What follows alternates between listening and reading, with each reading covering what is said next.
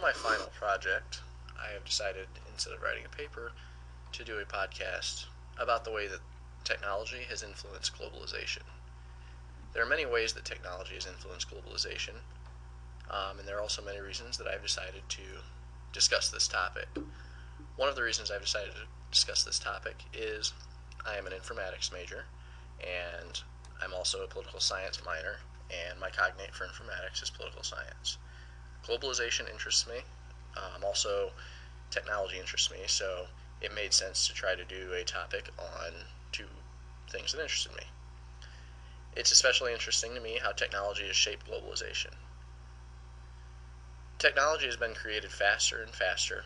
The speed of the technology is increasing, and with the increase of this speed, the need for people who not only understand the technology, but also have a background in globalization and the way that the technology interacts with the international economy is also growing.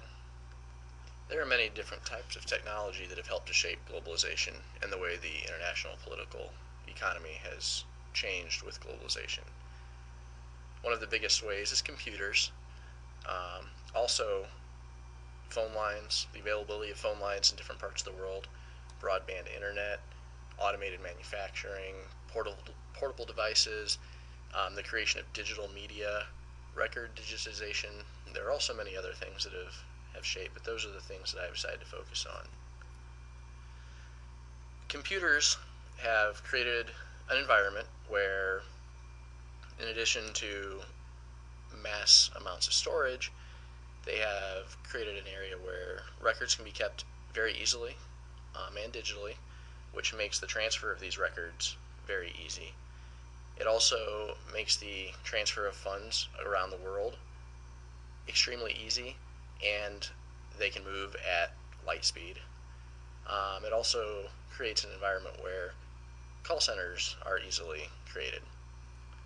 Phone line availability and broadband internet have made the transfer from computer to computer quick, and with phone lines and broadband internet being spread all over the world, you can now talk to somebody in India when you're having a problem with your computer in America, or any of the other things where you end up talking to somebody in a different country when you're having issues with something domestically.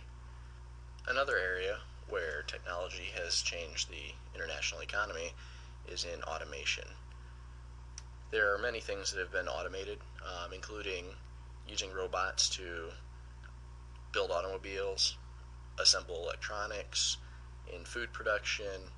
Also, when you make phone calls, sometimes you end up speaking to an automated system before you get to talk to a person. In the world of automation, humans still have roles to play. They are used to recognize patterns, languages, any kind of tasks requiring sense or sounds, and they are also used in planning. Unfortunately, since many of these automated jobs are outsourced from countries where manufacturing used to take place, it does lead to some issues with jobs being lost in the domestic country. Also, portable devices have changed the economy. More and more people are using portable devices, portable computing devices. Users of these can be instantly kept up to date on everything from bank account records to stock prices to sales at retailers where they shop, news stories from around the globe. This makes it simple for users of these portable devices to be on the cutting edge of global markets or other parts of the economy where they have taken an interest, and because they get the updates first, they can be the first to take advantage of anything that has happened. Digital media has also started a whole new side of the global economy. Users of digital media are now able to nearly instantaneously download, share, and experience new media from around the world, expanding these markets to users that 10, 15 years ago would never have heard of movies or music groups or television shows from other parts of the world, which now users can see all over the world. It also makes it very easy to get news stories from around the world, which can spur on the global economy by knowing of issues going on or opportunities going on in other parts of the world. There is good to globalization. Some of the very good things with globalization: it puts capital into more impoverished parts of the world. This creates jobs. It also can improve the standard of living for the people who have obtained these jobs in countries that typically would not have been able to use them. It also makes the products we buy cheaper. One of the big reasons Walmart is able to sell products at such a low price is they have outsourced a lot of the manufacturing jobs to China, and it's been cheaper for them to manufacture things overseas, have them shipped across the ocean and brought into our ports. A great example of this was in the video that we watched, and the eagle that the gentleman was trying to buy was $212 more expensive when it was made in the US as opposed to the one that was made in India. Globalization also creates an environment that is very conducive to idea sharing, collaboration of minds.